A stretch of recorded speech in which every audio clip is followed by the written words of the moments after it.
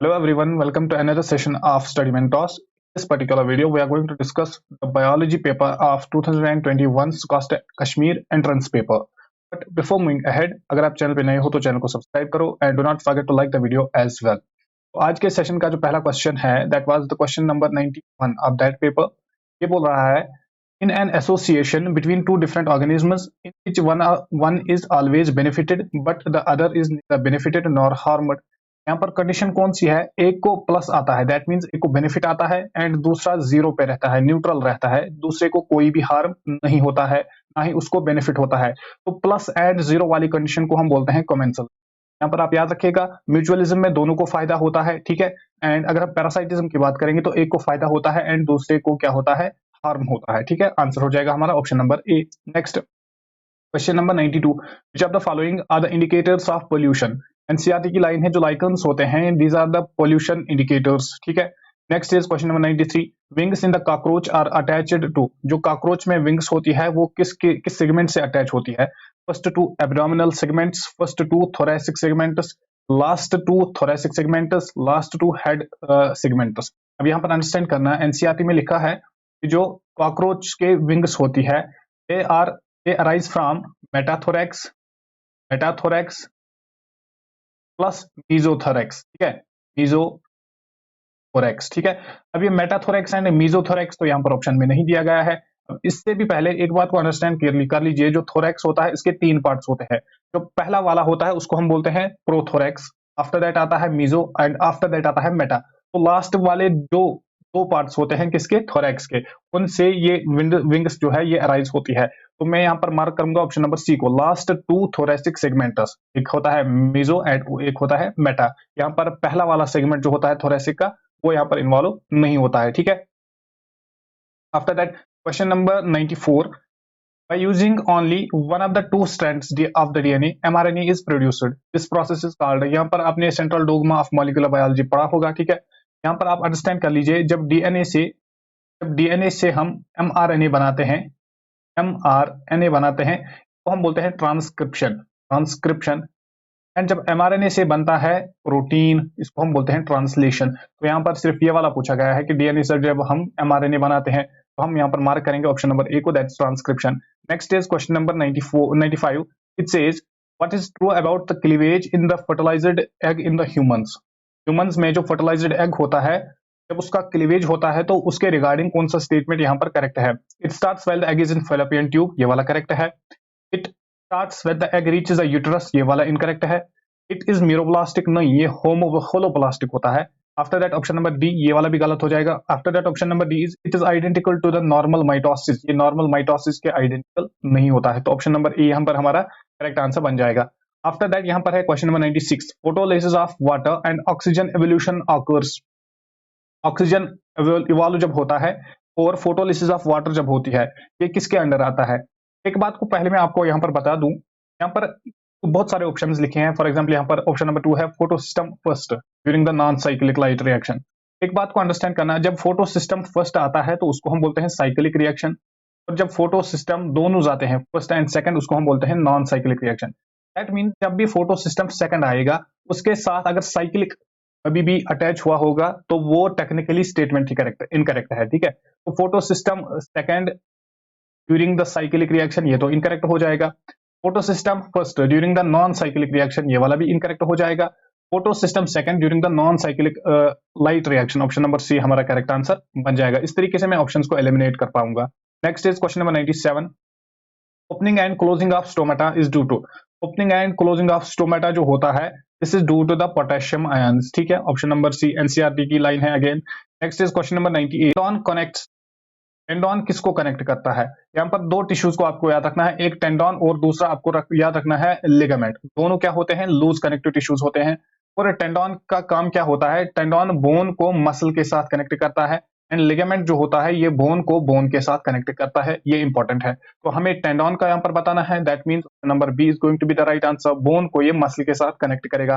Next is question number 99, name the family in which flowers are characterised by the presence of obliquely placed septum in the ovary and highly swollen placenta। highly swollen placenta Solanaceae में होता है, family Solanaceae में होता है, like Solanum की अगर हम बात करेंगे, ठीक। Next enzymes occur in the cell in the form of, enzymes जो होते हैं सेल में वो किस फॉर्म में होते हैं? सॉल्यूशन, क्रिस्टल्स, सस्पेंडेड पार्टिकल्स और कोलाइड्स। वो होते हैं इन द फॉर्म ऑफ कोलाइड्स, और उनका अगर हम साइज की बात करेंगे तो 100 से लेके 200 नैनोमीटर तक होता है। ठीक है, 200 नैनोमीटर तक होता है। तो ऑप्शन नंबर सी हमारा करेक्ट आंसर बन जाएगा। Next is question number 101। Horn of Bougainvillea and tendril of cucurbita are examples of, again NCERT से लाइन ली गई है। वहां पर लिखा है कि थॉर्न्स ऑफ बोगनवेलिया जो है एंड टेंड्रल्स ऑफ क्यूकाबिटा जो है, they act as the homologous organs. ये होमोलॉगस ऑर्गन्स होते हैं, ये एनालॉगस ऑर्गन्स नहीं होते। Next next is which part of the ovary in the mammals acts as the endocrine gland after ovulation. After ovulation कौन सा वाला पार्ट मेमोरी ग्लैंड एक्ट करता है as the endocrine gland? Graafian follicle, NCERT की line है। Next, biological system of nomenclature was given by Carolus Linnaeus ने दिया था। लिनियस ने दिया था नॉमेनक्लेचर, बाइनोमियल नॉमेनक्लेचर, और उसमें होते हैं दो पार्ट्स। एक होता है स्पेसिफिक एपिथेट, पहला पार्ट होता है जेनेरिक एपिथेट, एंड दूसरा पार्ट जो होता है वो होता है स्पेसिफिक एपिथेट। ठीक है, ये भी आप याद रखिएगा, क्वेश्चन में प्रीवियसली पूछा गया है। Next, the offsprings of AABB cross AABB, ये तो हो गया डाइहाइब्रिड क्रॉस, अंडरस्टैंड करना, डाइहाइब्रिड क्रॉस। विदाउट सॉल्विंग में इस क्वेश्चन को यहाँ पर आंसर बताऊंगा आपको। देखो ये हो गया डाइहाइब्रिड क्रॉस। जब इसको हमने इस क्रॉसड विद AABB, जब यहाँ से ऑफस्प्रिंग्स हमने यहाँ से जब ऑफस्प्रिंग्स यहाँ से अटेन किए, उनको हमने क्रॉस कराया स्मॉल बी के साथ। क्या मैं इस क्रॉस को डाइहाइब्रिड टेस्ट क्रॉस बोलूंगा? ऑब्वियसली ये तो वही क्रॉस हो गया, और उस क्रॉस का हमें रेशियो ऐसे ही मेमोराइज होता है कि उस क्रॉस का रेशियो होता है 1:1:1:1। ठीक है ना, 4 बार एक लो यहाँ पर। Next is question, multiple alleles are characterised by, multiple allelism हमने पढ़ा है, तो यहाँ पर हमें बताना है कि मल्टीपल एलील्स क्या होते हैं।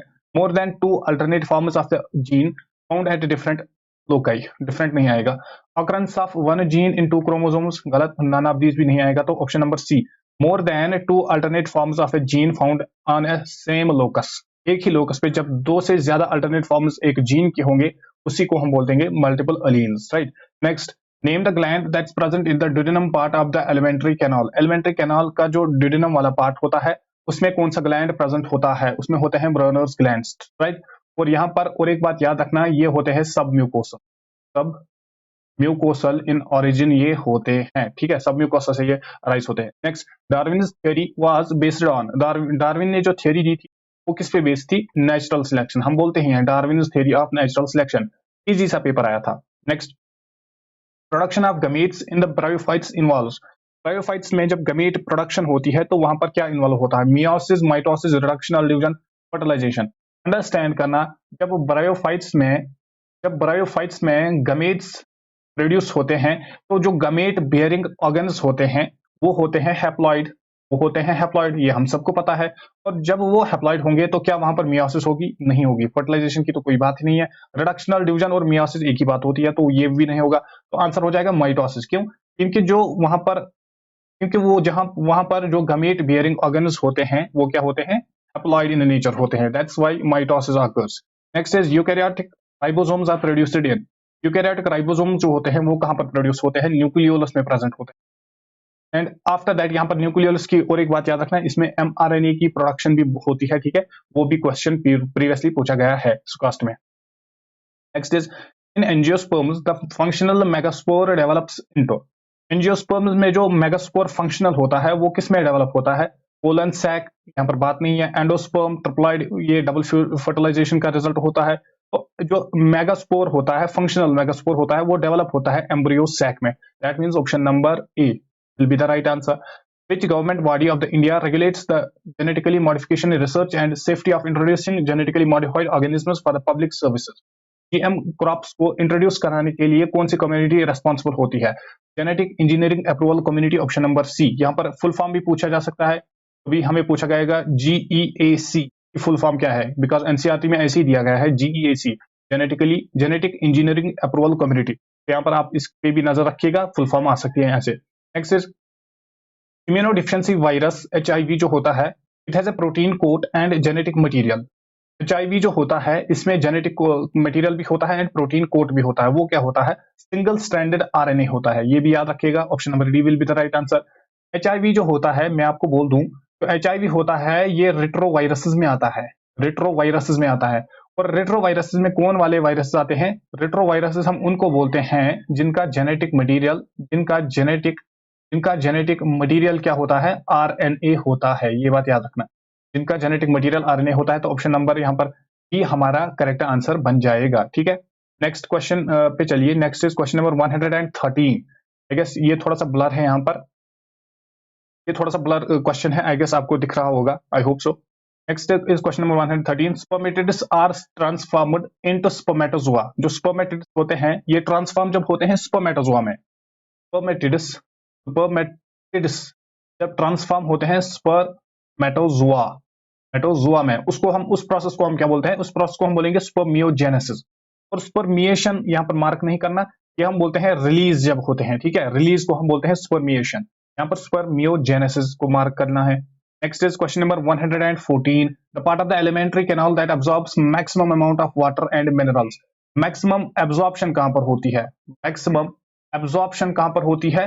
मैक्सिमम एब्जॉर्प्शन होती है लार्ज इंटेस्टाइन में। ठीक है, option number B will be the right answer. और मैक्सिमम डाइजेशन होती है स्मॉल इंटेस्टाइन में, मैक्सिमम डाइजेशन होती है स्मॉल इंटेस्टाइन में। ठीक, next is in which of the following classes the sexual reproduction is completely absent. इनमें से किस क्लास में सेक्सुअल रिप्रोडक्शन कंप्लीटली एब्सेंट होती है?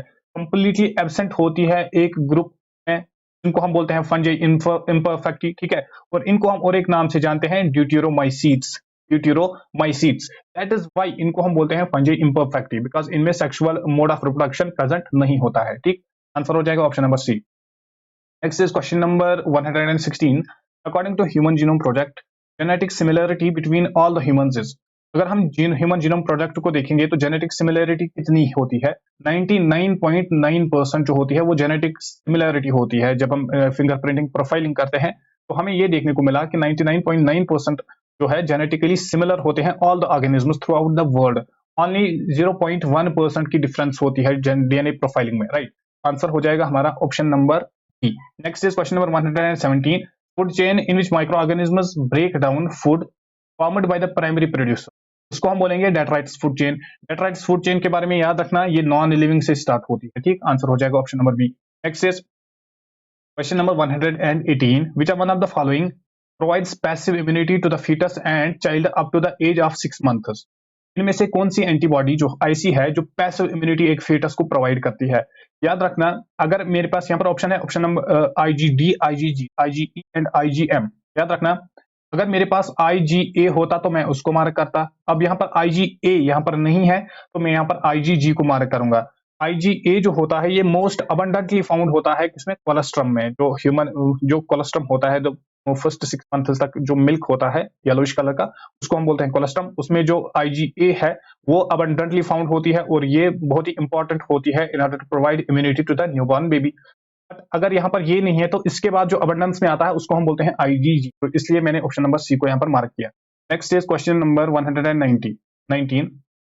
Copper T prevents pregnancy by preventing. Copper T का काम क्या होता है? कॉपर टी का काम होता है ये स्पर्म मोटेलिटी को सप्रेस करता है, ये स्पर्म्स को सप्रेस करते हैं। ठीक है, और मैं ये बोल सकता हूँ ये स्पर्मिसाइडल होते हैं, ये उनको किल करते हैं।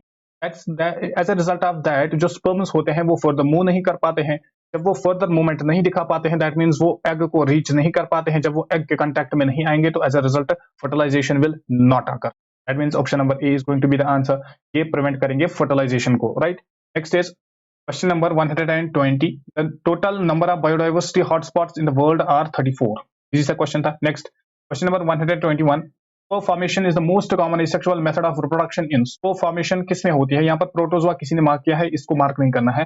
फंजाई में होती है स्पोर फॉर्मेशन, फंजाई में होती है स्पोर फॉर्मेशन। स्पोर फॉर्मेशन यहाँ पर प्रोटोजोआ की अगर हम बात करेंगे यहाँ पर होता है बाइनरी फिजन, बाइनरी फिजन होता है कहां पर? प्रोटोजोआ में। ठीक है, आंसर हो जाएगा option number C. Next is question number 122। Name the plant hormone responsible for fruit ripening. Fruit ripening के लिए कौन सा वाला हार्मोन रेस्पॉन्सिबल होता है? इथाइलिन, इसको हम बोलते हैं। आंसर हो जाएगा ऑप्शन नंबर सी, यहाँ पर हमारा करेक्ट आंसर बन जाएगा। अगर साइटोकाइनिन की बात करेंगे, साइटोकाइनिन का क्या रोल होता है? ये सेल डिवीजन करता है। ठीक है, abscisic acid it promotes dormancy. ठीक है, ये इनहिबिटर्स में आता है। ऑक्सिन ये इलोंगेशन में हेल्प करता है। इलॉन्गेशन में हेल्प करता है, ठीक है, या हम बोलेंगे एपिकल डोमिनेंस में ये हेल्प करता है। Next is question number 123, the space between body wall and the alimentary canal lined by the mesoderm is called. For example ये हमारे पास बॉडी वॉल है और अंदर हमारे पास ये क्या है, दिस इज एलिमेंट्री कैनाल और बाहर से बॉडी वॉल है। तो क्वेश्चन बोल रहा है ये जो इसके इन बिटवीन ये वाली जो स्पेस है इसको क्या बोलेंगे हम। Question number 124, breeding of crops with high levels of vitamins, minerals and proteins, उसको हम क्या बोलेंगे। जब हम ब्रीडिंग ऑफ क्रॉप्स करते हैं और हमारा मोटिव ये होता है कि इसकी न्यूट्रिशनल वैल्यू को हम इंक्रीज करेंगे, उसको हम बोलेंगे biofortification. Option number C will be the right answer. इसके बाद next is question number 125। Question number 125 says chordates are not characterized by, again ये वाला क्वेश्चन ब्लर है एंड आई होप कि आप को ये दिखाई दे रहा होगा, और अगर आपको ये दिखाई नहीं दे रहा है तो मैं आपके लिए डिक्टेट कर रहा हूँ। Chordates are not characterized by, option number A ventral nerve cord, option number B dorsal nerve cord, option number C pharyngeal gill slits and option number D ventral cardiovascular system। तो chordates का एक character नहीं होता है। For example हम अपनी ही example लेंगे, humans जो है हम कॉर्डेट्स में आते हैं, ठीक है, तो हमारा इनमें से कौन सा वाला फीचर नहीं है। वेंट्रल नर्व कार्ड, क्या हमारा नर्व कार्ड जो है वो वेंट्रल होता है? नो, हमारा वेंट्रल कार्ड हमारा नर्व कार्ड जो होता है वो होता है डॉर्सल होता है, डॉर्सल साइड में होता है। तो option number A will be the right answer. Next after that अगर हम देखेंगे that's question number 126। Question number 126 says which one of the following events takes place after the double fertilization। जब double fertilisation होती है, once the double fertilization is done, the following events will take place। the pollen grains germinate on the stigma, ये तो नहीं हो सकता। the pollen tubes enter the embryo sac, नहीं हो सकता। two male gametes are discharged into, ये भी नहीं हो सकता। ऑप्शन नंबर डी यहाँ पर करेक्ट आंसर हो जाएगा। the primary endosperm nucleus develops into the endosperm, endosperm की फॉर्मेशन यहाँ पर होती है जब डबल फर्टिलाइजेशन होती है। Next is question number 127। genes for color blindness in the man are located on, जो कलर ब्लाइंडनेस होती है यहाँ पर याद रखना ये होती है रिसेसिव एक्स लिंक्ड ट्रेट है ये, ठीक है, रिसेसिव एक्स लिंक्ड ट्रेट होता है ये। दैट मीन ये प्रेजेंट होगा on the sex chromosome and particularly अगर हम बात करेंगे एक्स क्रोमोसोम पे प्रेजेंट होगा, तो आंसर हो जाएगा option number C. Next is question number 128। Sickle cell anaemia is caused when, sickle cell anaemia कब होता है? जब glutamic acid is replaced by valine in the beta chain of the globin, ठीक है, option number B will be the right answer. तो sixth position होती है उस पे ग्लूटामिक एसिड होता है, बट जब ग्लूटामिक एसिड को रिप्लेस करेगा वैलिन, जब सिक्स्थ पोजीशन पे वैलिन आएगा कहां पर? बीटा चेन में। अल्फा चेन भी यहाँ पर दिया गया है, ये इस पे यहाँ पर कंफ्यूज नहीं होना है। तो जब बीटा चेन में ग्लूटामिक एसिड को रिप्लेस करेगा वैलिन, तो उसको हम बोलेंगे सिकल सेल एनीमिया, ठीक। के बाद next is question number 129। Question number 129 says DNA fragments are separated during the gel electrophoresis because DNA is pulled through the gel electro, no ये नहीं हो सकता। Option number B, because larger DNA fragments move faster, larger जो DNA fragments होते हैं वो स्लोवरली move करेंगे और जो स्मॉलर साइज के होंगे वो फास्ट मूव करेंगे, तो ऑप्शन नंबर बी भी इनकरेक्ट हो जाएगा। Option number C, to identify and isolate DNA fragments, ये करेक्ट आंसर है। Option number D, to synthesise DNA for cloning, option number D भी इनकरेक्ट हो जाएगा। Next is question number 130। In Calvin cycle, name the compound that undergoes carboxylation to form first stable product। यहाँ पर किस compound की carboxylation होती है? RUBP की कार्बोक्सिलेशन होती है एंड जो फर्स्ट स्टेबल प्रोडक्ट होता है वो होता है PGA, ठीक है, ये भी याद रखना, ये भी क्वेश्चन आ सकता है। Next question number 131। BT cotton is resistant to, BT cotton जो है ये किसके रेजिस्टेंट है? Biologically BT cotton, bacillus thuringiensis cotton जो है it is resistant to herbicides, drought, salt, ये तो नहीं होगा, ये तो बायोलॉजिकल कंट्रोल में हम यूज करते हैं। That means it should be resistant to insects, number A. Next is question number 132। The amount of air left after the forceful expiration, जब हम फोर्सफुल एक्सपायरेशन याद रखना, आफ्टर फोर्सफुल एक्सपायरेशन कौन सा वाला एयर लंग्स में रहेगा, उसको हम बोलेंगे रेसिडुअल वॉल्यूम। और आरवी जो होता है इसकी वैल्यू हमें यहां पर बतानी है। आरवी की वैल्यू होती है 1100 ml से लेके 1200 ml तक, ठीक है, दैट मींस 1.1 लीटर से लेके 1.2 लीटर्स तक। तो आंसर हो जाएगा हमारा option number C, that means 1.1 litres. यहाँ पर लीटर्स में इसने बताया है और एनसीईआरटी में लिखा है mls में, मिलीलीटर्स में, ठीक है, यहाँ पर कन्वर्जन आपको आना चाहिए। Next is question number 133। Which of the following has highest number of species in the nature? इनमें से किस के ज्यादा स्पीशीज है नेचर में? तो फंजाई के हैं, वहां पर एनसीईआरटी में वो दिया गया है, एक पाई चार्ट दिया गया है, वहां पर आप तो रिवाइज कर सकते हो। Next is question number 134।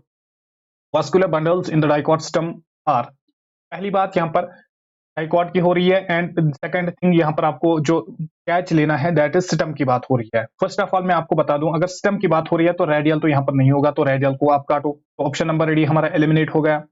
इसके बाद आप अंडरस्टैंड कर लीजिए, जब यहाँ पर सिस्टम की बात हो रही है तो सिस्टम में होती है and are condition and roots में होती है एग्जार्क कंडीशन। यहाँ पर सिस्टम की बात हो रही है तो हम एग्जार्क कंडीशन को एलिमिनेट करेंगे, तो ऑप्शन नंबर बी भी हमारा एलिमिनेट हो जाएगा।